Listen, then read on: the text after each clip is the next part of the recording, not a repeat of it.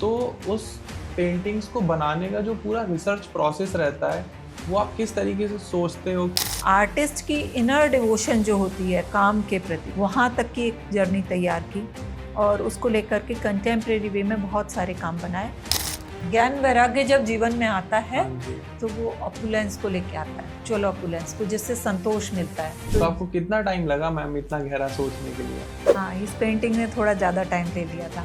तो कला को लेके आपका कोई ड्रीम प्रोजेक्ट है कि मैं अपनी लाइफ में ये मुकाम तक जाऊं और ये मेरा एक ड्रीम प्रोजेक्ट रहेगा? वो है 12x25 की पेंटिंग। संसार में कर्म के लिए जितने भी हमारे क्वेश्चंस होते हैं, अगर गहराई से देखेंगे तो वो सबके उत्तर हमें गीता से मिलते हैं। जो भक्ति होती है वो दो तरह की होती है, हाँ जी। एक निष्काम और एक सकाम। पोइट्री एक ऐसा फॉर्म है कि आप बड़ी से बड़ी बात को बहुत छोटे में करके कह सकते हैं और इजीली कह सकते हैं, कन्वे कर सकते हैं अपनी बात को। नमस्कार दोस्तों, जय श्री राधे।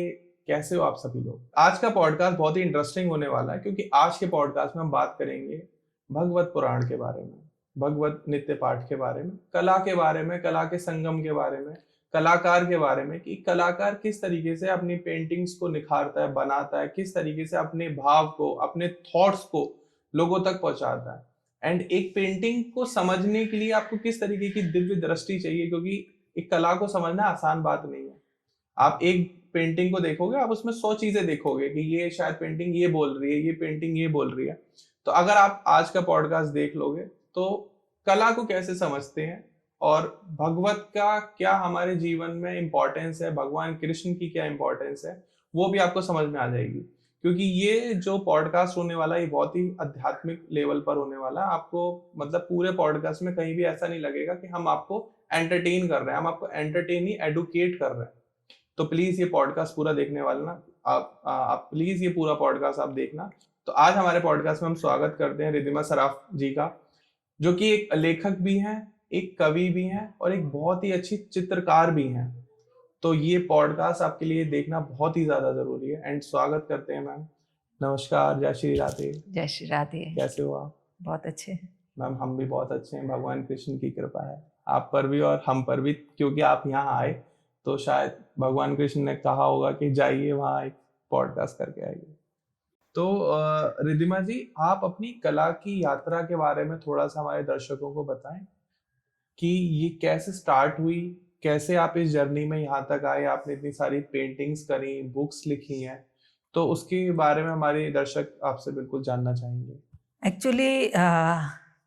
मैं करीबन 4-5 साल की रही होंगी। उस समय मेरे पिताजी ने एक स्केच किया हनुमान जी का, फुल स्केच। तो वो मेरी सबसे पहली याद है जब मैं आर्ट के लिए थोड़ी फैसिनेट हुई थी। okay. और उसके बाद जो भी चीज़ मिलती थी मैं उसका स्केच बनाती थी बचपन से ही। मेरी कोई न्यूज़पेपर, कोई बुक, कोई नोटबुक, कुछ भी नहीं बचता था जिस पे कुछ ना कुछ बनता ना रहा हो।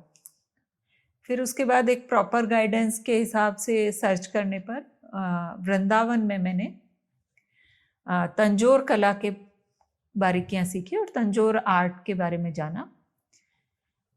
तो उसमें मुझे एप्रिसिएशन तो बहुत मिला, हर कोई काफ़ी पसंद करता था क्योंकि एक्सप्रेशंस बहुत अच्छे होते थे। लेकिन कहीं ना कहीं मेरी एक खोज थी कि मुझे अपने विचार उसके अंदर देने हैं, उस पेंटिंग में अपनी बात कहनी है। तो वो बात हो नहीं पा रही थी। Okay. तो उस खोज को करते करते एक बार मैं त्रिवेणी कला संगम पहुंची। वहाँ मुझे वो चीज़ क्लिक की कि ये मेरे लिए सही जगह है। वहाँ से फिर मैंने संजय रॉय के अंडर में कंटेम्प्रेरी आर्ट सीखा और वो जर्नी मेरी स्टार्ट हुई। और अब मेरी देश विदेशों में बहुत जगह काफ़ी एग्जीबिशंस लग चुकी हैं।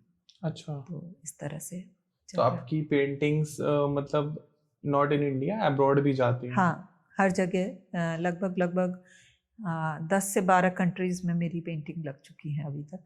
ओके। रिद्धिमा मैम, जैसे आप अपनी ही जो पेंटिंग्स हैं उसकी काफी सारी सीरीज बना चुके हो, तो उस पेंटिंग्स को बनाने का जो पूरा रिसर्च प्रोसेस रहता है वो आप किस तरीके से सोचते हो, किस तरीके से कनेक्ट कर पाते हो लोगों से कि हम इस तरीके से बनाएं, और क्या क्या कठिनाइयां आती हैं उसमें?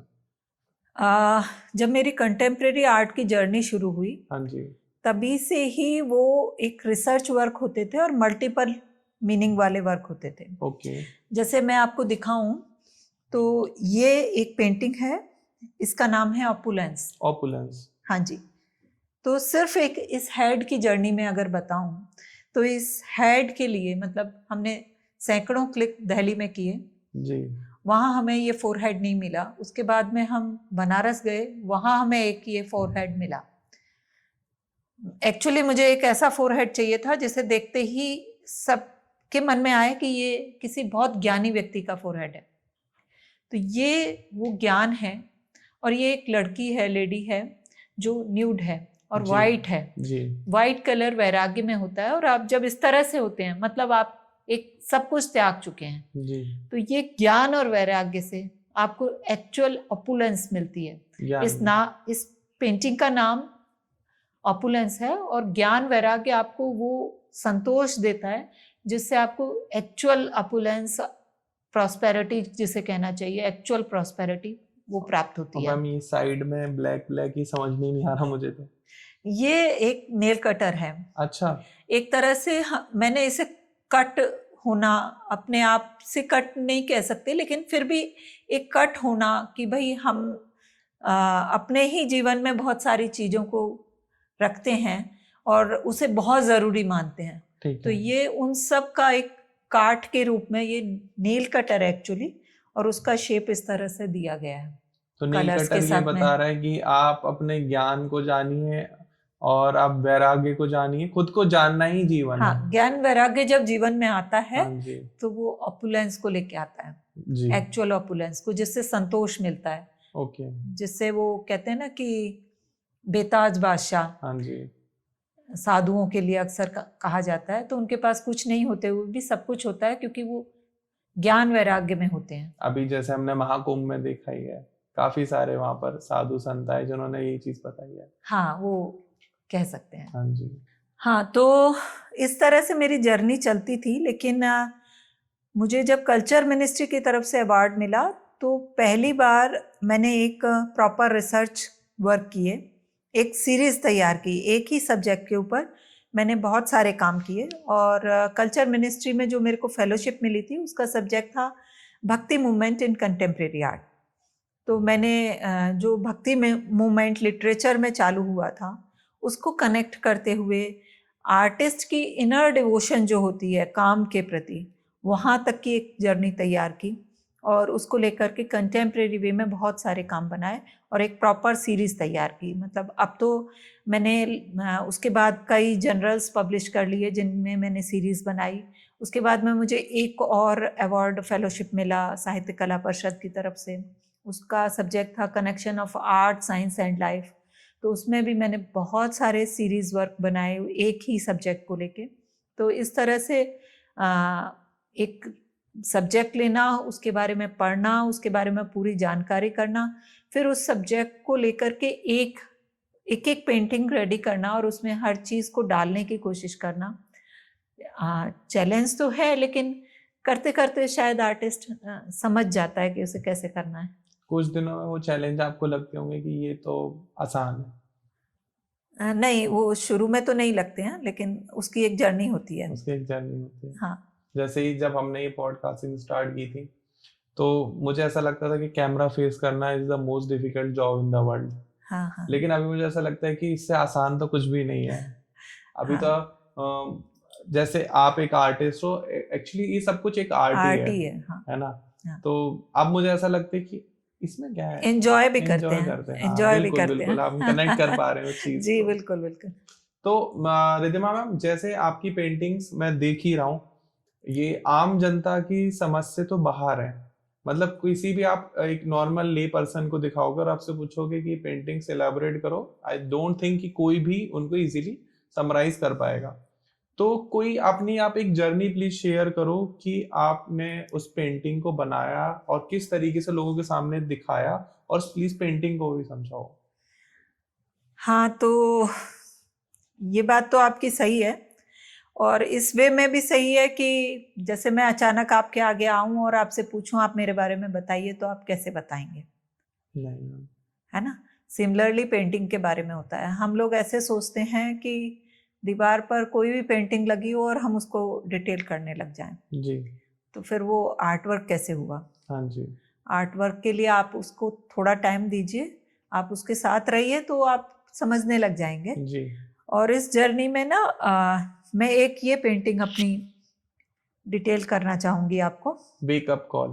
हाँ, इसका नाम है वेकअप कॉल। जी तो इस पेंटिंग की जर्नी ऐसी है कि मेरे घर की बालकनी में जी एक मिरर लगा हुआ था नीचे ही। तो एक स्पैरो आई और वो उसमें चोंच मारने लगी। ठीक है। शुरू में तो देख के अच्छा लग रहा था, वो रिजेंबल कर रही थी, हम भी इंजॉय कर रहे थे देख के।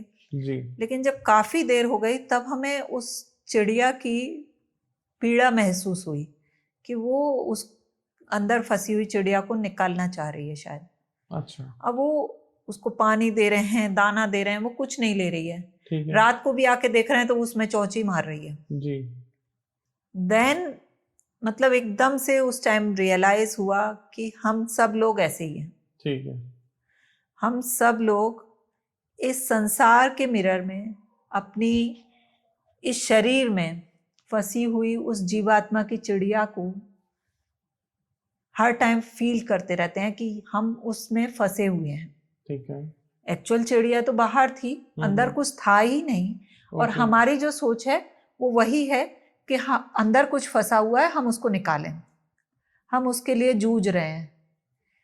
एक पांच भौतिक शरीर में हमने मान लिया है कि हम फंसे हुए हैं, जीवात्मा फंसा हुआ है और हमें उसको निकालना है। तो ये एक उलझन ऐसी है, जब आप सांसारिक उससे उठते हैं तो इस उलझन में फंस जाते हैं। मैम आपकी पेंटिंग्स तो समझ में नहीं आती नॉर्मल लोगों की। मुझे लगता है ये जो गहराई वाली बात है जो आपने जीव आत्मा को लेकर बताई है, आई होप आप लोग, मैं थोड़ा सा मैम आपकी तरफ से सबको समझा देता हूँ, बहुत ही आसान हो जाएगा आपको समझने के लिए। मैम ये कहना चाह रही हैं कि हम सब लोग एक लूप में फंसे हुए हैं। हाँ, और लेकिन अभी इसको थोड़ा और समझ लो। और समझते हैं मैम। हाँ, तो इसके अंदर फिर उसको हमने मिरर को हटा दिया, वो चिड़िया चली गई। ठीक है। उसके बाद में प्लानिंग शुरू हुई कि भाई पेंटिंग कैसे बनाई जाए। ठीक है। तो ड्राफ्ट कर लेते हैं हम लोग हाँ जी। अपनी आर्ट बुक पर या कहीं भी, पेंटिंग पर भी। तो पहले हमने ये तय हुआ एक मिरर बनाए, उसमें एक चिड़िया जाए, एक चिड़िया बाहर आए और चारों तरफ चिड़िया आ जाए। ठीक है। तो जैसे आप एक किसी मूवी को प्लान करते हैं किसी थॉट प्रोसेस के साथ, लेकिन अगर वो पब्लिक को अपील नहीं होगी तो आपका बनाना वेस्ट है। ठीक है। वैसे ही कुछ पैरामीटर होते हैं आर्ट के। ठीक है। तो उसके हिसाब से वो पेंटिंग कहीं भी नहीं जा रही थी। ठीक है। दूसरा जो मैंने आपको थॉट प्रोसेस बताया, वो थॉट प्रोसेस भी नहीं आ रहा था पेंटिंग में, बिल्कुल। है ना। तो फिर बाहर ये जो अवधूत हैं इनको बनाया गया। अच्छा। क्योंकि अवधूत का मतलब ही ये है कि जो सत्य को जान चुका है। अवधूत। अवधूत। अवधूत। हाँ। ओके। तो वो जो सत्य को जान चुका है वो एक व्यक्ति बाहर है। ठीक है। ठीक है, वो जीवात्मा बाहर है। एक आप दूसरे मतलब जीवात्मा बाहर है, आप ये समझ लीजिए। ठीक है। उसके बाद अंदर चिड़िया बनी। तो अब वो चिड़िया अंदर वाली भी अपील नहीं कर पा रही है, क्योंकि वो अंदर जो चिड़िया है वो इसको रिलेट नहीं कर रही है। तो फिर एक मछली बनाई गई, और अच्छा। मछली भी ऐसी नहीं है, शार्क मछली है बड़ी सारी। ठीक है। आप ध्यान से देखेंगे तो ये वो नहीं है जिसे बोलते हैं नॉर्मल फिश। नहीं, ये जो एक्वेरियम। एक्वेरियम नहीं है, ठीक है। ये शीशा है। आप ध्यान से देखेंगे, हाँ जी, साइड हाँ जी, हाँ जी। ब्लैंक है। तो ये एक शीशा है जिसमें एक जंगल है और ये एक मछली है जो उड़ रही है। ठीक है। ठीक है, मतलब ये कि एक जीवात्मा जो हर तरह से स्वतंत्र है वो बंधन में है। अच्छा। हमारी थॉट तो यही हुई ना, हाँ एक जी। मिरर में देखी हुई चिड़िया के साथ में मिरर है, उसमें जंगल है, जंगल में मछली है। तो ये एक अजीब सी थॉट है कि जो सर्वात्मा स्वतंत्र है मैं समझने वो की, बंधन में है। बिल्कुल। तो ये अजीब सी थॉट इसको लेकर के है कि ये मछली है जो जंगल में है और उड़ रही है। तो ये आपस में बात मैच नहीं होती। ये उतनी ही सच बात है जितनी ये बात है कि एक सर्वात्मा स्वतंत्र आत्मा बंधन में है। हाँ, ये बातें दोनों एकदम इस तरह से हैं जैसे एक मछली जंगल में उड़ रही है। बिल्कुल। तो हम लेकिन मानते तो वही है ना कि हम बंधे हुए हैं। मैं आर्टिस्ट हूँ, मैं पेंटर हूँ, मैं स्त्री हूँ, मैं एक शरीर हूँ, इतना ही मानते हैं ना। जी। तो ये बात उतनी ही है। और मैं कौन है? मैं सर्व जीवात्मा है जो बंधा हुआ है। तो ये बात वैसे ही रिलेट करती है। ओके। अब इसके बाद में फिर बाहर चिड़िया वाली बात आई। हाँ जी। तो आप अगर बहुत ध्यान से इसको जूम करके देख पाएं तो आप देखेंगे कि ये चिड़िया पिंजरे के अंदर नहीं है। अच्छा, हाँ, ये बाहर है। ये ऐसे हुआ, आप लोग भी सब देखो ये पेंटिंग्स को। तो ये ऐसे हुआ कि एक चिड़िया उड़ के आ रही थी जी। और यहाँ पिंजरा था। हाँ जी। उसके सामने जब आई ठीक है। तो आपने फोटोग्राफ ले लिया। अच्छा। आपकी टाइमिंग इतनी अच्छी थी कि सबको देखने वालों को ये लगा कि ये चिड़िया पिंजरे के अंदर अंदर है। एक्चुअली ये अंदर है ही नहीं, ये बाहर है। ये एक मिथ है जो हमारे चारों तरफ बहुत टाइम से फैल रहा है। अच्छा। एंड वी एक्सेप्ट दैट कि ये ऐसा ही है। ठीक है। We are in a case of physical body of different type of identity. ठीक है। तो ये चला आ रहा है हमारे साथ, ये इस पेंटिंग में। अब इसके बाद में एक चीज और आपको दिख रही होगी, वो क्या है? ये काफी सारी हैं। नहीं, उसके अलावा, चिड़िया के अलावा भी कुछ दिख रहा होगा। बादल दिख रहे हैं थोड़े थोड़े बीच में। हाँ, थोड़े थोड़े बादल हाँ दिख जी, रहे हाँ हैं। जी। जब हम फुर्सत मिलती है तो वो थोड़ा थोड़ा ज्ञान और आनंद लेते हैं। हाँ। वो ज्ञान का पानी हमारे अंदर जाता है, कभी कभी थोड़ा थोड़ा बूंदों के रूप में जाता है। तो ये बादल है। उसके अलावा क्या है इसके अंदर? उसके अलावा मैम, बादल के अलावा अवधूत है, मछली है, शीशा है, जंगल है और चिड़िया है, एक केज है और एक बादल है। इसके अलावा मुझे नहीं दिख रहा। हाँ, उसके अलावा ईश्वर है। अच्छा। उसके अलावा ये ब्लू स्काई है हाँ जी। जो चारों तरफ है। आज मेरी बात आप सुन पा रहे हैं, वो उस आकाश के कारण है जो हर जगह है, जो हर जगह है। ये ब्लू स्काई है जो किसी को दिखता नहीं है। मैम ये पेंटिंग नहीं है, एक पूरी फिल्म है। अगर आपको ये पेंटिंग समझनी है, इसके थॉट समझने हैं, तो आपको बहुत दिमाग लगाना पड़ेगा। क्योंकि आपको पहले ये समझने में भी बहुत टाइम लग जाएगा कि एक मिरर है, मिरर के अंदर जंगल है, जंगल में मछली उड़ रही है, और आपको ये मानना कि मछली उड़ सकती है और मिरर के अंदर जंगल दिख सकता है, अवधूत नहीं दिख रहा, जंगल दिख रहा है, ये मानना। और एक चिड़िया है जो कि केज में नहीं, केज के बाहर है। तो ये जो सोच है मैम, यही दर्शाती है कि कितना गहरा आप सोच पाते हो। हाँ, और उसके अलावा फिर वो आकाश जो हम देखते ही नहीं है, वो सर्वात्मा ईश्वर जो सब जगह है, हमारे आपके सबके अंदर है। मेरे लिए आप भी ईश्वर हैं, सब जगह ईश्वर है जो हम देख ही नहीं पाते हैं। ठीक है। तो आपको कितना टाइम लगा मैम इतना गहरा सोचने के लिए? हाँ, इस पेंटिंग ने थोड़ा ज़्यादा टाइम ले लिया था क्योंकि बार बार प्रोसेस चलता रहा। ठीक है। और कन्वे नहीं हो पा रहा था। लास्ट में बादल बने, लेकिन बैकग्राउंड फिर भी बाकी था। तो बैकग्राउंड लगा कि क्या होना चाहिए, तो लगा आकाश से ऊपर कुछ नहीं और वो सबके अंदर। तो वो आकाश लास्ट में बना जो कि आपको दिखाई नहीं दिया। ऑन एन एवरेज मैम, ईश्वर वैसे भी दिखाई नहीं देते। दिखाई नहीं देते।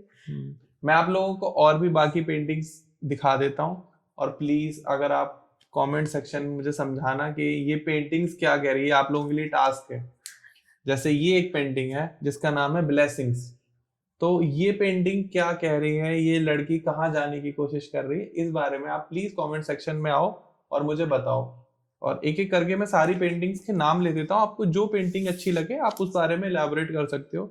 जैसे इस पेंटिंग का अनटाइटल्ड 1 लिखा हुआ है, तो इसका मतलब ये नहीं कि इसका टाइटल नहीं है, इसका पेंटिंग का नाम ही यही है। इसमें एक ऊपर कार है, एक फिर बटरफ्लाई है, फिर एक ये चक्र है। इस टाइप से एक ही पेंटिंग है, इस बारे में आप प्लीज एलैबोरेट करें। अगली एक ये पेंटिंग है।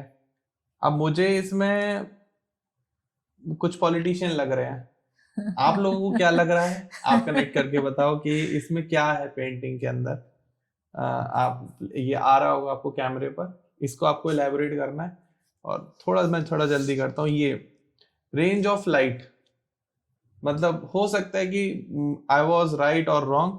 ये लड़की के पैर हैं और उसके पैरों के ऊपर पंख लगे हुए हैं, और शायद ये पेंटिंग के एक दूर में कहीं एक ये कुछ किला टाइप का बना हुआ है।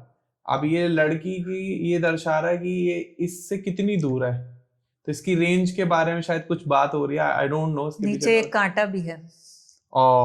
एक कांटा भी है नीचे। अब आपको इसके बारे में थोड़ा सा समझाना है कमेंट सेक्शन में। ये मैंने आपको टास्क दिए हैं कि आप कमेंट सेक्शन में आए और इन सारी पेंटिंग्स के बारे में अपने विचार व्यक्त करें, क्योंकि ये भी एक गहरी सोच है, एक अध्ययन का पार्ट है। और अगर आप कभी भी कला में इंटरेस्ट रखते हैं और आप किसी भी पेंटिंग को देखते हैं और शायद कंटेम्प्रेरी आर्ट को देखते हैं, तो बहुत घंटों लग जाते हैं पेंटिंग को समझने में कि पेंटिंग कहना क्या चाहती है। हाँ, वही समय चाहिए। हाँ जी। हो सकता है मैम आपको एक पेंटिंग के साथ उसकी एक बुक भी लिखनी पड़ती हो कि ये पेंटिंग कहना क्या चाह रही है। हाँ, कभी कभी डिटेल लिख देते हैं ताकि समझ सकें, मतलब जैसे अब मैंने बताया है तो कनेक्ट कर पा रहे हैं आप जी। तो उसी तरह से ऐसे मैम मुझे अगर मैं आपके साथ 1-2 घंटे और बैठूंगा तो हर पेंटिंग के बारे में बता दूंगा। बिल्कुल बिल्कुल। ये पेंटिंग ये कहना चाह रही है। ऐसा ही जैसे मैंने कहा ना कि आप रिलेशन बनाते हैं तो टाइम देते हैं ना। जी जी जी जी। तो जैसे हम इन पेंटिंग्स के बारे में बात ही कर रहे हैं, तो कला को लेके आपका कोई ड्रीम प्रोजेक्ट है कि मैं अपनी लाइफ में ये मुकाम तक जाऊं और ये मेरा एक ड्रीम प्रोजेक्ट रहेगा? आर्टिस्ट ना कुछ अनयूजुअल करता रहता है, पर अभी जो मेरा एक प्रोजेक्ट चल रहा है या शुरू हो रहा है वो है 12 बाई 25 की पेंटिंग। ओके। 12 यानी 12 फीट और 25 फीट चौड़ी। अगेन 12 फीट ऊंची और 25 फीट चौड़ी। और इसकी जर्नी ये है कि स्पेन के जो आर्टिस्ट हैं पैब्लो पिकासो, उनकी एक वर्ल्ड फेमस पेंटिंग है गुएर्निका, उसका ये साइज है। अच्छा। मतलब उसके जैसी सेकंड पेंटिंग वर्ल्ड में नहीं है। ठीक है। तो साइज के अलावा कुछ और मैच नहीं हो रहा है, लेकिन हाँ मेरा कोशिश थी कि मैं भी एक ऐसी पेंटिंग बनाऊं जो एक रिसर्च वर्क के साथ में, जैसा मैं काम करती हूँ कि पूरी सीरीज रहती है, तो उसके अंदर एक अपनी सीरीज दूं और 12 बाई 25 की एक विशाल पेंटिंग बना पाऊँ। होपफुली कि जल्दी बन जाए। तो उसमें मैम आपकी सोच, मैम आपने क्या उसमें दर्शाना चाह रहे हो लोगों को? अभी वो तो थोड़ा सा सीक्रेट है। अच्छा। हाँ, वो एक मेरी प्रोजेक्ट का हिस्सा है। ठीक है। तो वो जब आ जाएगी तभी पता लगेगा। जब वो आ जाएगी तो मैम मैं बिल्कुल आप लोग प्लीज बताइएगा एंड रिक्वेस्ट करिएगा, हम आपकी लोकेशन पर आके उसका पॉडकास्ट करेंगे। पीछे पूरी एक बड़ी पेंटिंग होगी, आगे हम और आप बैठे होंगे और उस पेंटिंग को लेके हम बात कर रहे होंगे। एक्चुअली ये पॉडकास्ट मैम धीरे धीरे ना बहुत ज्यादा गहराई में जा रहा है। आप लोग भी शायद कनेक्ट कर पा रहे होंगे कि हम किस तरीके से सोच पा रहे हैं। आप शायद आपको अभी तक यही समझ में आ गया होगा कि एक कलाकार, एक क्रिएटर कितना गहरा सोचते हैं। उनकी लाइफ हम नॉर्मल लोगों की तरह नहीं होती कि क्या बनाना है और क्या खाना है, इसने ये बोल दिया उसने वो बोल दिया, अरे उसके घर में तो ये हो गया। इस टाइप की सोच आपके ख्यालात रहते हैं क्या? कभी आपको समय मिल पाता है इन सब बारे में सोचने? नहीं, समय ही नहीं मिल पाता। एक्चुअली बात यही होती है कि हम अपने ही काम में इतना खोए रहते हैं कि अगर कोई बात भी कर रहा होता है तो उसके बीच में हम अपने ही उसमें जंप कर रहे होते हैं। अच्छा नहीं, ये मतलब वो कुछ और कह रहा है और हमारा तुरंत जंप वहाँ होता है कि अच्छा इस पेंटिंग में तो ये चीज़ ऐसे हो जाएगी। तो टाइम ही नहीं होता है, हमारा दिमाग वहीं उसी में ही कनेक्ट हुआ रहता है। मैम मैं एक बहुत बड़े गुरुजी हैं, गुरुजी कहूँगा या संत कहूँ उनको, बहुत फेमस है आज के टाइम पे इंटरनेट पर।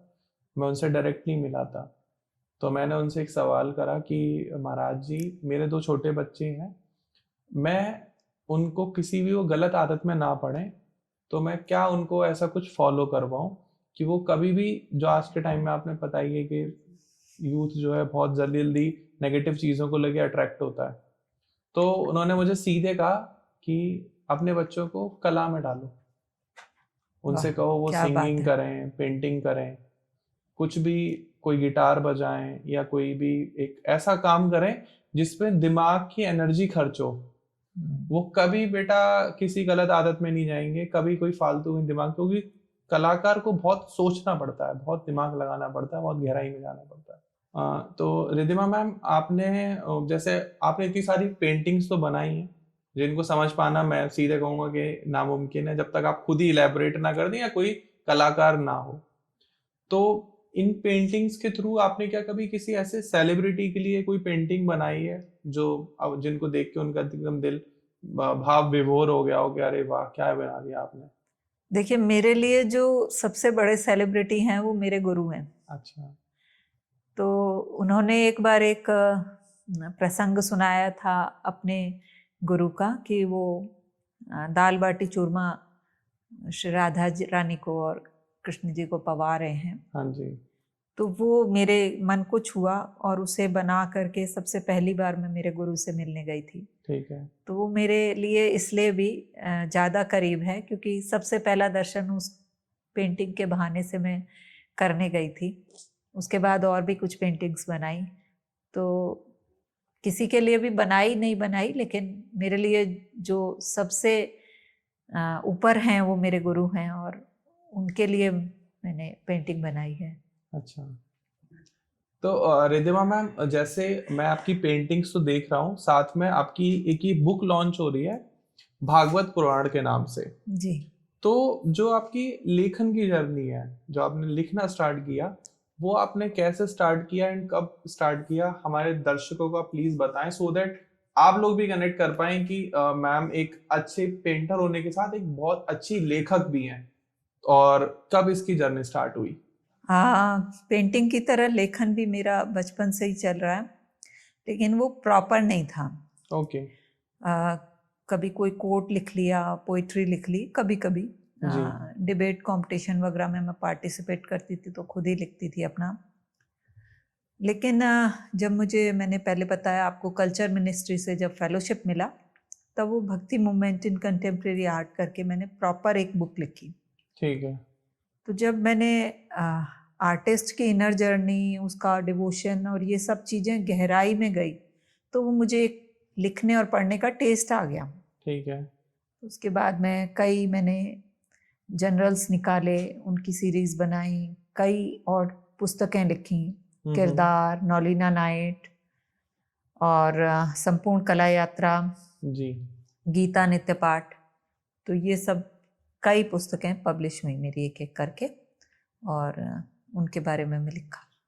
तो जितनी भी पुस्तकें आपने मुझे बताई हैं, तो आप पूरा स्पिरिचुअलिटी के अराउंड लिखते हैं, क्या आपका फिक्शन में कोई इंटरेस्ट है? आर्ट और कल्चर, आर्ट एंड कल्चर को फॉलो हाँ करते हो आप? जी। तो गीता से आप कनेक्शन आपका कैसा, भगवत गीता या वेद पुराण को लेकर आपका किस तरीके से कनेक्शन बना?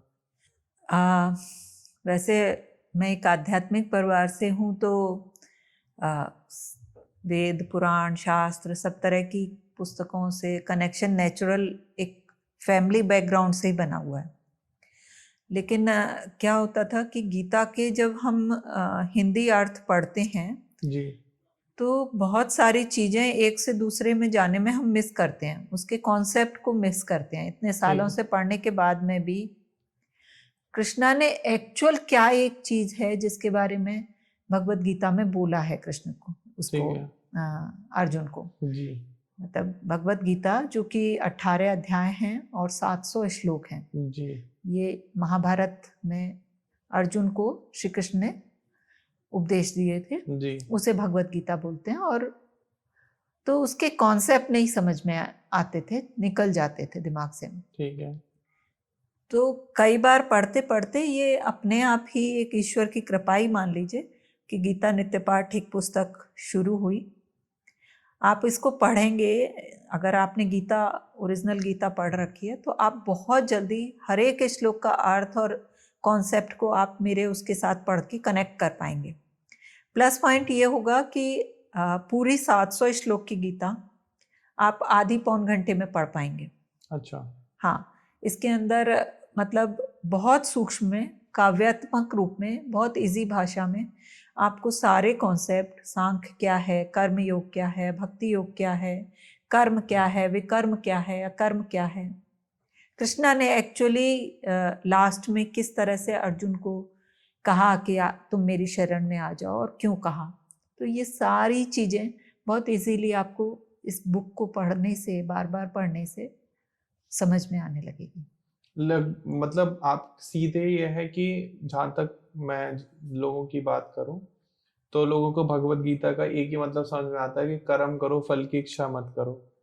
और लोगों को ऐसा लगता है कि भगवान कृष्ण ने सिर्फ इतना ही सार दिया है, लेकिन इसके अलावा बहुत कुछ भगवान कृष्ण ने बताया है। जैसा आपने बताया, भक्ति योग के बारे में बताया है, कर्म योग के बारे में बताया है, और बहुत सारी चीजें ऐसे भगवान कृष्ण ने, क्योंकि जैसे हम लोग डिस्कशन करते हैं, दृष्टि हमारे पास है, भगवत गीता को हम पहचान लेते हैं, शायद एक दिव्य दृष्टि आ जाती है हमारे पास।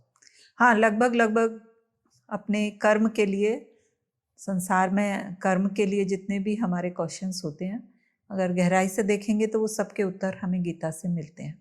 दूसरा हम ये भी कह सकते हैं कि जब आप इन बुक्स को पढ़ते हैं या इन उपदेशों को अपने जीवन में उतारते हैं तो आप चाहकर भी किसी का गलत नहीं कर पाते हैं। चाहते ही नहीं है ना, आपकी दृष्टि ही अलग हो जाती है। जब हाँ। आपके लिए सामने वाला ईश्वर है तो आपकी सोच यहाँ से शुरू होगी ना। गलत और ये भी आप एक क्वेश्चन यहाँ आता से है जर्नी किसके लिए? शुरू करेंगे ना, आप खुद ही चेंज हो गए तो आप चाहेंगे क्यों? आप तो ब्लेसिंग ही देंगे ना सबको। बिल्कुल। तो वहाँ कुछ गलत करने वाली तो बात शुरू ही नहीं होती। सोसाइटी शुरू हमसे होती है। बिल्कुल। एवरीवन, मतलब कि आप अपने से शुरू करिए तो वो। तो रिधिमा जी, जैसे आपका एक नई पुस्तक आ रही है, मैंने अभी अपने सभी व्यूअर्स को दिखाई भी है, भगवत पुराण, और ये मैम की पहले गीता नित्य पाठ है जिसके बारे में हमने अभी चर्चा की है, जिसको आप आधा से पौने घंटे में पढ़ के पूरा आपका गीता का पाठ कंप्लीट हो सकता है। आप एक बार सारांश में समझ सकते हो कि भगवान कृष्ण आपसे क्या कहना चाह रहे हैं। एक्चुअली भगवान कृष्ण अर्जुन को नहीं, पूरी पृथ्वी को बताना चाह रहे हैं कि आपको किस तरीके से अपने जीवन का यापन करना है, किस दिशा में जाना है। सही दिशा आपको दिखा रहे हैं। तो प्लीज मैम, ये बुक्स अवेलेबल हैं किस प्लेटफॉर्म पर? अमेज़न पर है ये गीता नित्य पाठ, और मेन गुडरीड्स वगैरह पर है। ओके। और वो भागवत पुराण भी है। ठीक है, तो अगर आप इन्हें परचेज करना चाहते हो, लेना चाहते हो, तो अमेज़न पर आप जाइए। गीता नित्य पाठ बाय रिधिमा शराफ जी आप डालेंगे तो आपको अमेज़न पर आ जाएगा। और अगर आप इसे परचेज करके पढ़ते हैं तो शायद आपकी जो दृष्टि है उसमें बदलाव आएगा, क्योंकि भगवान या ईश्वर या जो ईश्वरीय शक्ति है, अगर आप इनको अपने अंदर समाते हैं तो आप एक नई ऊर्जा को पाते हैं। मतलब आपके दिमाग में कभी ये नहीं आएगा कि अब मैं क्या करूं, क्योंकि भगवान ने बता रखा है कि जब एक रास्ता बंद होता है तो 100 अलग खुल जाते हैं। और मुझे जहां तक ऐसा लगता है कि हमारे इर्द गिर्द ज्यादातर ऐसे लोग हैं जिनको ये समझ में नहीं आ रहा अब मैं क्या करूं। जो कर रहे हैं उसमें खुश नहीं है, उनको कुछ और चाहिए, और फिर वो कुछ और करने लगते हैं, उसमें भी खुश नहीं है। उनको लगता है नहीं ये और ज्यादा अच्छा हो सकता है।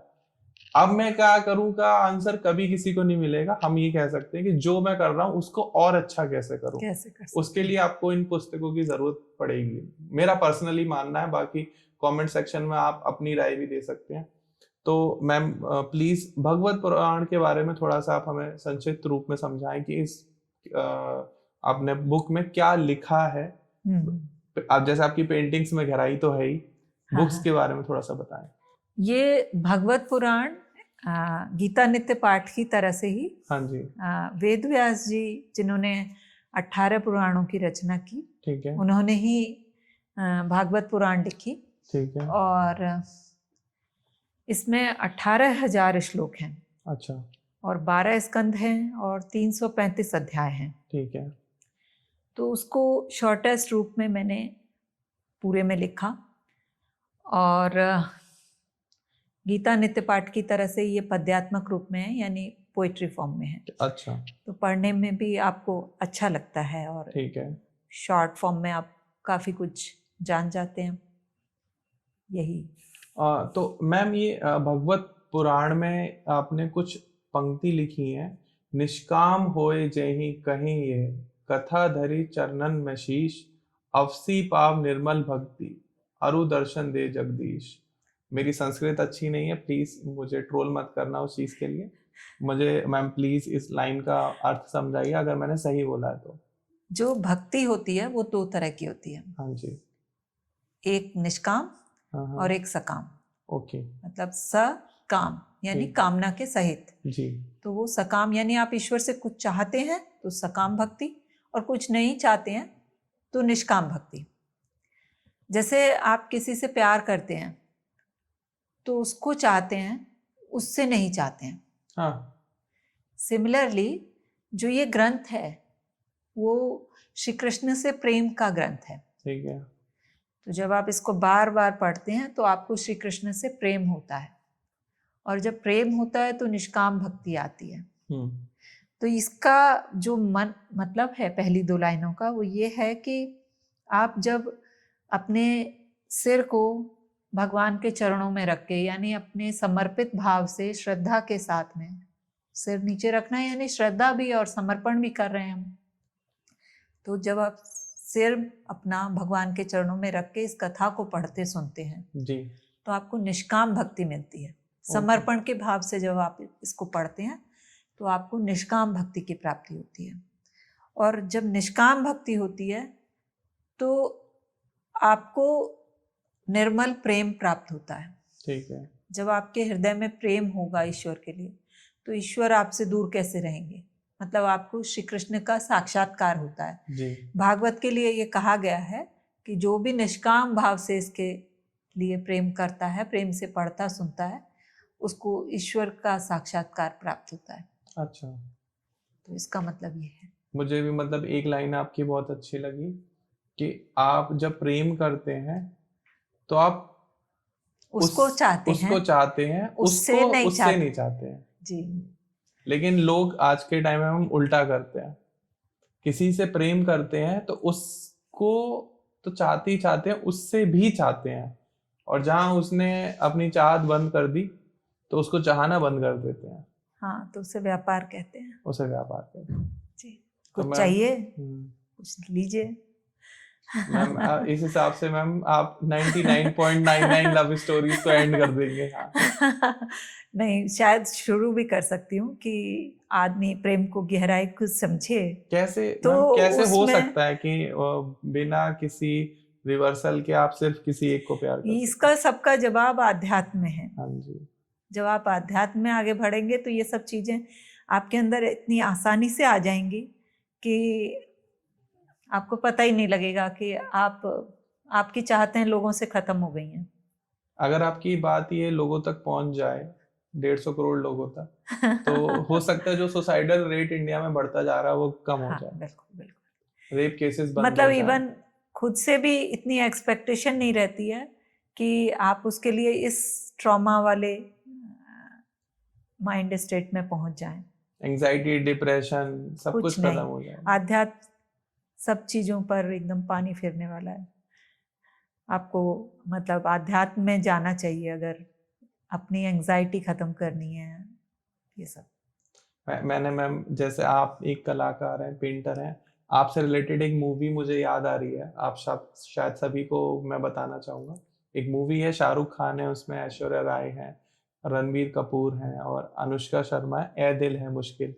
तो उसमें शाहरुख खान की एक लाइन है कि मुझे उसको चाहने के लिए उसकी ही जरूरत नहीं, उससे अच्छी चाहत क्या हो सकती है। बात तो यही है। हाँ, मतलब बात मेरी तो ये- मोहब्बत दिन पे दिन बढ़ती जा रही है लेकिन मुझे उसको मोहब्बत करने के लिए उसकी जरूरत ही नहीं है।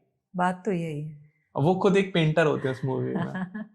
तो इतनी गहरी बात कर पाते हैं। हाँ जी, वो तो लिखने वाले के ऊपर है मैम, जैसे हाँ, आप एक लिखने राइटर। वाले ने भी इतना दूर तक सोचा, तो वो भी राइटर भी मोर और लाइक आर्ट हो गई ना। जी मैम, जैसे हम एक आपकी भगवत पुराण को देख रहे थे मैम ऑफ कैमरा, तो आपने भगवत पुराण में ये भगवत परिक्रमा के बारे में लिखा हुआ है, मैं आप सभी लोगों को दिखाना चाहूंगा। तो मैम ने स्टार्टिंग के, जब आपके पास ये बुक पहुंचेगी आप जरूर इसको परचेस करिएगा फ्लिपकार्ट से, तो पेज नंबर 10 पे मैम ने लिखा है श्रीमद् भागवत परिक्रमा, सुख मुख से जो बह चला, निर्मल निर्झर रूप, भागवत की कहूँ कथा जो है कृष्ण का रूप। गायन से इसके हुआ ज्ञान वैराग्य का कलेश हरण, मुक्त हुआ धुंधकारी लेकिन भागवत की शरण। तो हम इसका थोड़ा सा अर्थ भी समझाइए हमें, क्योंकि जिस तरीके से आपने पोइट्री रूप में लिखा है हर किसी इंसान को थोड़ा नहीं समझ पाएंगे। एक्चुअली जैसे ये गीता नित्य पाठ है जी। आप समझ लीजिए कि ये भागवत नित्य पाठ है। अच्छा। आप जिन्होंने भी भागवत मूल भागवत कई बार सुनी है समझी है, ठीक है। तो वो एक एक वन लाइनर बिना डिटेल के हाँ जी। वो पूरी भागवत को टच करती है। जैसे हम एक परिक्रमा देते हैं, ठीक है। मानसिक परिक्रमा अगर हम देंगे तो हम कुछ विशेष विशेष स्थानों को याद रखते हुए आगे बढ़ते हैं। ठीक है।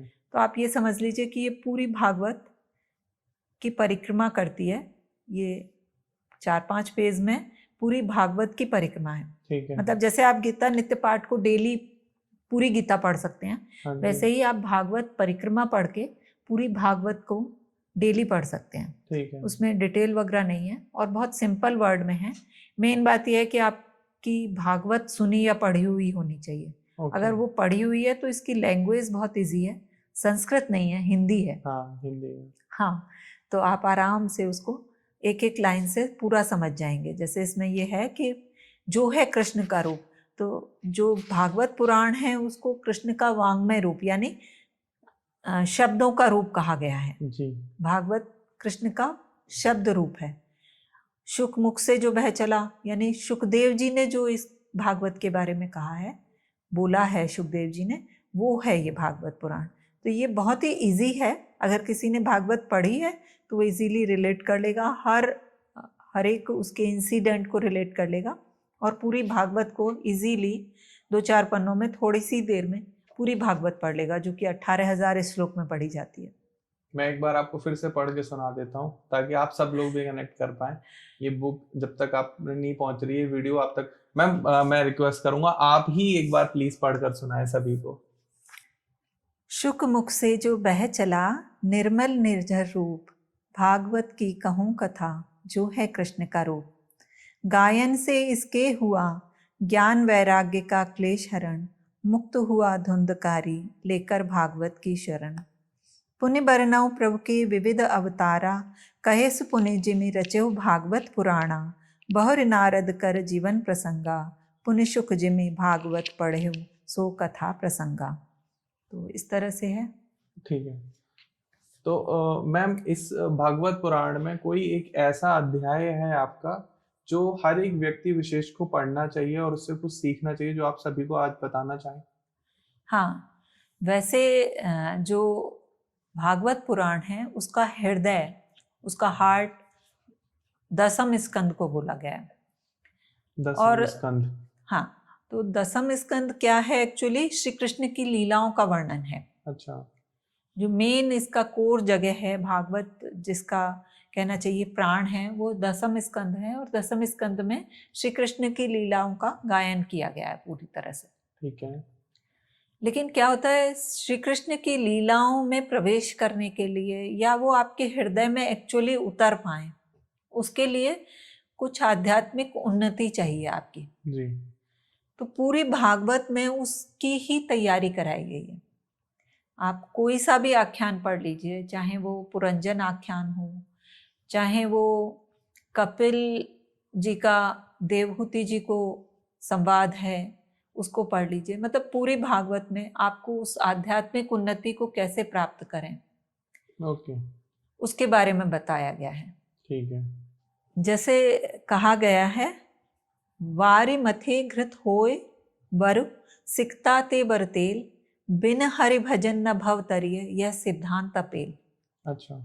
हाँ, तो ये एक बात जो कही गई है, भजन क्या है, आध्यात्मिक उन्नति क्या है, उसकी आवश्यकता क्या है, ये सब चीज़ें मतलब पूरे उसमें तैयार कराने की कोशिश की गई है। लेकिन जो मेरी अपनी पर्सनल चॉइस है, जो मेरे को बहुत पसंद है, या मैं कहूँ कि आपकी ऑडियंस को भी पसंद आएगी, किसी भी पढ़ने वाले को इजी लगेगा, वो है 11वें स्कंद में राजा निमि के 9 युगीश्वरों से संवाद।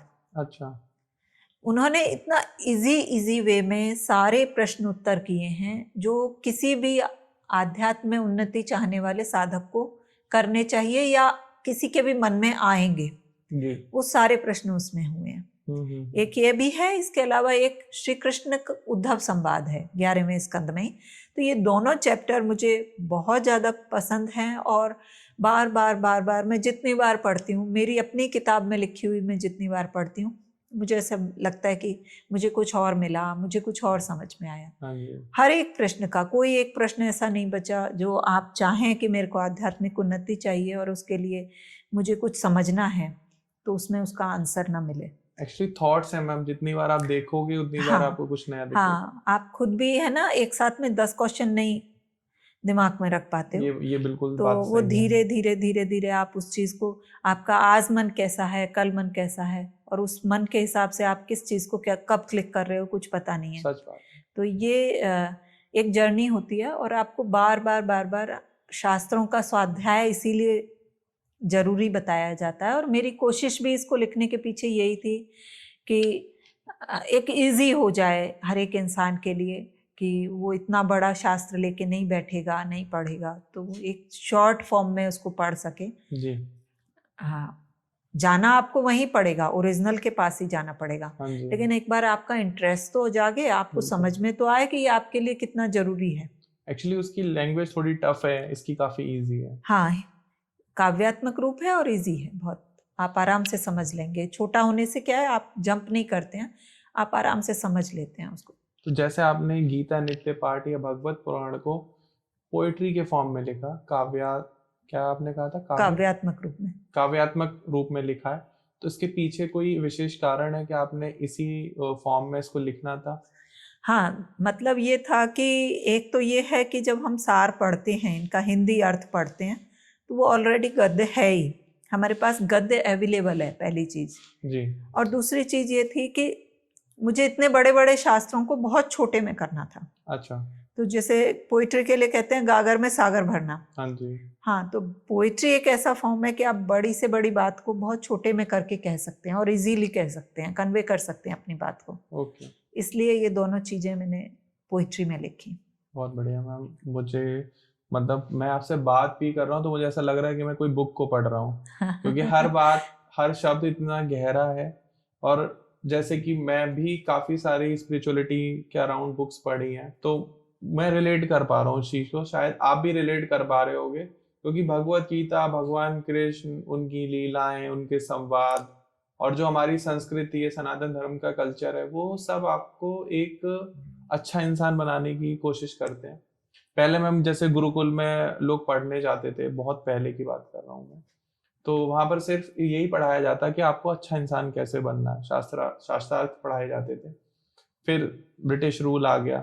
आध्यात्म एक्चुअली यही है, आध्यात्म की जर्नी आपको मनुष्य से ईश्वर की तरफ ले जाने की जर्नी है जी। तमसो माँ ज्योतिर्गमय की जर्नी है। तो मैम जैसे आप अपने इतना गहरा काम मैं कह ही सकता हूँ, क्योंकि इसमें बहुत ही क्रिएटिव चीज़ें हैं जो आप कर रहे हो, कला भी कर रहे हो आप, लेखन भी कर रहे हो, तो कोई एक ऐसा आपने अल्टीमेट प्राइम गोल चूज कर रखा है कि मुझे यहाँ तक पहुँचना है, मुझे ये अचीव करना है? जैसे हम लोग भी हैं, तो हम लोगों ने भी एक गोल सेट कर रखा है कि हमें अपने स्टूडियो को या अपने यूट्यूब चैनल को, शो को यहाँ तक पहुँचाना है, तो आपका ऐसा कोई प्राइमरी गोल है? देखिए, आंतरिक जो यात्रा है उसका रास्ता मुझे मेरे गुरुदेव की तरफ से मिला हुआ है। अच्छा। तो उसके लिए तो कोई उन्हीं की कृपा से वो आगे चल रहा है और उन्हीं की कृपा से आगे बढ़ेगा। अच्छा। हाँ, संसार के लिए आप ऐसे कह सकते हैं कि जैसे घने अंधेरे और जंगल में आपके हाथ में एक दीपक रख दिया जाए, 4 कदम आगे आप चल रहे हैं, उसकी रोशनी आपके पास है जी। जब 4 कदम और चल लेंगे तो और 4 कदम की आ जाएगी, और 4 कदम की, तो आप पहुंच ही जाएंगे। मतलब न शरीर का पता है, न स्थितियों का पता है, आज जो हम चाहते हैं कल वो ही बदल जाता है।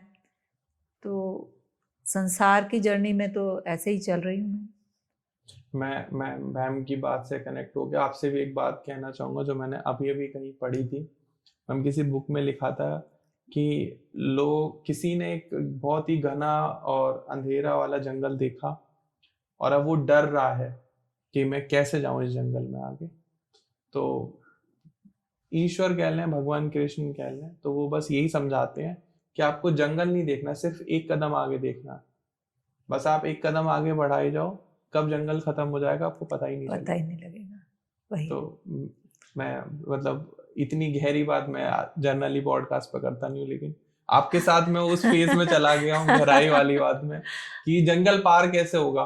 कई बार मुझसे लोग पूछते हैं ध्रुव ये जंगल कैसे पार होगा, मैं एक कदम आगे बढ़ाना है, जंगल नहीं देखना पूरा, सिर्फ एक कदम तो दिख रहा है ना, हाथ में दीपक है, एक कदम दिख रहा है, एक एक कदम बढ़ाते जाओ और आगे बढ़ते जाओ। हाँ, आध्यात्म आपको वो एक कदम 4 कदम दिखाता है। हाँ, कि आपको किधर बढ़ना है। जंगल नहीं दिख सकता ना पूरा। हाँ, लेकिन एक कदम तो दिख रहा है ना, एक एक कदम बढ़ाए जाओ और बढ़ते चले जाओ। और आपकी जो पेंटिंग्स हैं, मैं वो कांटे वाली भी देख रहा था, शायद उससे भी वही रिलेशन निकल कर आएगा कि एक एक कदम आगे बढ़ाना है, हमें पूरी मंजिल नहीं देखनी है कि कहाँ पहुंचना है, हमें सिर्फ एक कदम की तरफ गौर करना है, बाकी तो वो ईश्वर के हाथ में है जी।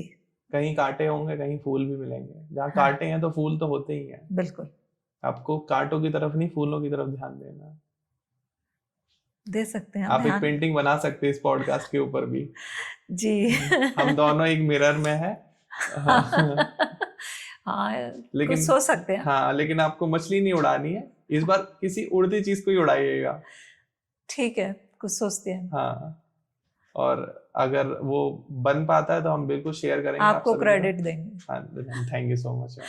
तो अभी जैसे आपने एक बात कही कि आपके गुरुजी ने आपको बताया है कि आंतरिक यात्रा चल रही है आपकी, तो ये जो आंतरिक यात्रा है उसका रास्ता क्या है, किस तरीके से हम भी उस तरीके से कनेक्शन बना पाए कि उतना जैसे आपने देखा होगा आज के टाइम में कॉर्पोरेट वर्ल्ड में हर इंसान प्रेशर में है, हर किसी के ऊपर रास्ता सबको कवर करना है, लेकिन लोग प्रेशर में कवर कर रहे हैं। बिना प्रेशर के कैसे आप सजेस्ट करेंगे कि आप इजीली फ्लो में जाइए, टेंशन मत लीजिए? एक श्लोक आता है, विनिश्चितम वदामि ते न अन्यथा वचांसि में हरिम भजन्ति ये नरा अति दुस्तरम तरंति ते। अच्छा, यानी बिना हरि के भजन के आप ये संसार सागर को पार नहीं कर सकते हैं। ओके। तो मेरे जो गुरु हैं उनका सब बातचीत का एक ही दवाई है कि राधा भजो, बस वही घूम फिर के आता है कि आप भजन करिए, नाम जप करिए, नाम जप करिए। प्रेमानंद जी महाराज भी यही बताते हैं, नाम जप करिए। मेरे गुरु हैं। आपके गुरु हैं, क्या बात है। मैं बहुत ज्यादा मतलब मैं, हो सकता है कभी उन तक ये वीडियो पहुंच जाए, मुझे बस ज्यादातर उनकी याद जब आती है जब मैं सुबह में सो रहा होता हूँ। कई बार मैं सोते टाइम लेट हो जाता हूँ उठने में, और ऐसा भी होता है कि जैसे अलार्म बजा 5 बजे का और मैं नहीं उठा, मैंने फोन साइड में रख दिया, तो उनकी एक रील है जो काफी वायरल है, जिसमें वो कह रहे हैं कि जो इंसान आलस से कर जाता है वो जीवन में कुछ नहीं पा पाता है, आपको सबसे पहले आलस को त्याग करना है। और वो ऐसा लगता है मुझे चिल्ला रहे हैं वीडियो में, और मैं एकदम से अपना कंबल हटाता हूँ, फोन, सर्दियों का टाइम था तो मैं कई बार आलस कर जाता था, लेकिन उनकी कृपा से मैं कई बार उठ पाया। वो रील मैंने एक ही बार देखी है, लेकिन वो दिमाग में 100 बार चल जाती है, बहुत और अच्छी मैं उठ बात जाता है। हूँ। अच्छी बात है, मेरे गुरु आपके साथ हैं, इसका मतलब। मैं कभी भी उनसे जरूर मिलूंगा तो उनको वो रील बता दूंगा कि मैंने आपकी रील देखी थी और आपकी वजह से कुछ हुआ हो या ना हुआ हो, लेकिन मैं जल्दी उठना शुरू कर दिया हूँ। बहुत अच्छी बात है। ये एक चीज तो उन्होंने मेरे साथ करी है, क्योंकि उन्होंने बोला ये कि जो इंसान आलस से करता है वो जीवन में कुछ नहीं कर पाता, एंड हमें काफी कुछ करना है। तो उस वजह से काफी, मतलब उनके जो प्रवचन है, जो वचन है, वो बहुत साथ दे रहे हैं हमारा। बिल्कुल। तो दोस्तों, आपने ये पॉडकास्ट आई होप काफ़ी इन्जॉय किया होगा। आपने देखा कि किस तरीके से हम भगवान कृष्ण से, श्री कृष्ण से, उनकी बातों से जुड़ के, उनके उपदेशों को मान के अपनी जीवन को बदल सकते हैं। साथ में हमने भगवत पुराण के बारे में डिस्कशन किया, पेंटिंग्स को लेके डिस्कशन किया, और भगवत नित्य पाठ को लेके डिस्कशन किया। तो ये जो किताबें हैं, ये जो बुक्स हैं, ये हमारे जीवन में एक बहुत बड़ी वैल्यू ऐड करती हैं। साथ में कला को समझना और को अंदर उतरना, उसकी गहराइयों को समझना आपके दिमाग को एक आंतरिक सुख देता है। तो मैं सभी से ही रिक्वेस्ट करूंगा जिसने ये पॉडकास्ट लास्ट तक देखा, and I am very thankful कि आप अभी तक बने हुए हैं, क्योंकि इसमें हमने उस टाइप की मसालेदार बातें या एंटरटेनमेंट का कुछ ऐड ऑन नहीं किया जिससे आपको बहुत मजा आए, आपका डोपामाइन हाई हो। लेकिन हाँ, हमने यहाँ पर कुछ इस तरीके का डिस्कशन जरूर किया है जिससे आपके दिमाग को थोड़ा सा आराम मिले, आप बैठ के सोच पाओ कि आप जीवन में कर क्या रहे हो, करने क्या आए हो और कर क्या रहे हो। साथ में हमने प्रेम को लेके इतनी गहरी बात बोली है, वो भी शायद आप कनेक्ट कर पाओ कि हम प्रेम उससे करते हैं, लेकिन उसके लिए मैम थोड़ा सा आप लाइन बताना चाहें, मैं तो भूल जिससे गई। हम प्रेम करते हैं, उस प्रेम उसको करते हैं लेकिन उससे कुछ नहीं चाहते हैं। हाँ, उसको चाहते हैं लेकिन उससे कुछ नहीं चाहते हैं। तो जैसे मैम ने भी अभी बताया कि जिसको हम प्रेम करते हैं हम उसको चाहते हैं, उससे कुछ नहीं चाहते हैं। ये लाइन सभी से रिक्वेस्ट है अपने जीवन में उतार लो, क्योंकि इससे आपको काफी ज्यादा मेंटल पीस मिलेगा। बाकी अध्यात्म से जुड़ने के बहुत हजारों फायदे हैं, एक मैं हजारों क्या लाखों फायदे हैं। तो अगर आप अपनी कोई पेंटिंग्स समझना चाहते हैं या आप मैम से अपनी कोई मन की इच्छा से शेयर करना चाहते हैं या कोई पेंटिंग बनवाना चाहते हैं या इन बुक्स को ऑर्डर करना चाहते हैं या अध्यात्म से जुड़ना चाहते हैं, तो मैम का स्क्रीन पर नंबर आ रहा है, साथ में डिस्क्रिप्शन में भी नाम, नंबर, ईमेल, पूरा एड्रेस डिटेल्स मिल जाएंगी आपको, सो दैट आपको कनेक्शन करने में आसानी मिल जाए। साथ में Instagram handle, YouTube channel handle वो भी आ रहे हैं, प्लीज जाओ अभी फॉलो कर लो, क्योंकि ऐसे कलाकार इस तरीके से जो अध्यात्म से जुड़े हुए हैं रोज रोज हमारे पॉडकास्ट शो पे नहीं आते हैं। एंड साथ में प्लीज वीडियो को लाइक कर दो एंड ज्यादा से ज्यादा लोगों के साथ शेयर करो, क्योंकि ये ऐसी वीडियोस को शेयर करने से एक जो हमारे सनातन धर्म की संस्कृति है, जो अध्यात्म है, उसको काफी बढ़ावा मिलता है और हमें बहुत सपोर्ट मिलता है। एंड प्लीज चैनल को सब्सक्राइब कर लो, क्योंकि सब्सक्राइब की कोई कॉस्ट नहीं है, ये बिल्कुल फ्री है। इसको करने से हमें मोटिवेशन मिलता है, क्योंकि जब हमारे साइड में नंबर बढ़ रहे होते हैं तो हमारे जो गेस्ट हैं वो भी, उनकी क्वालिटी भी इंप्रूव होती है, क्योंकि उनको लगता है कि हाँ ठीक है, इनके पास सब्सक्राइबर है, चलो हम चलते हैं इनसे पॉडकास्ट कराते हैं, इनके चैनल पर जाते हैं। तो मेरी ये तो आप लोगों से हमेशा रिक्वेस्ट रहती है, आज भी यही रिक्वेस्ट है, प्लीज सब्सक्राइब कर दो।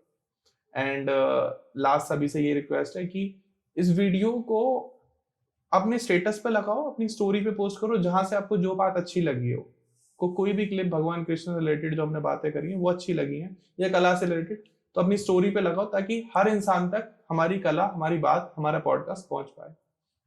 बाकी वीडियो देखने के लिए आपका दिल की गहराइयों से बहुत बहुत धन्यवाद। मैम आपका बहुत बहुत स्वागत, आप हमारे शो पे आए। सभी को जय श्री राधे, फिर मिलते हैं अगले पॉडकास्ट में। राधे राधे मैम। राधे राधे।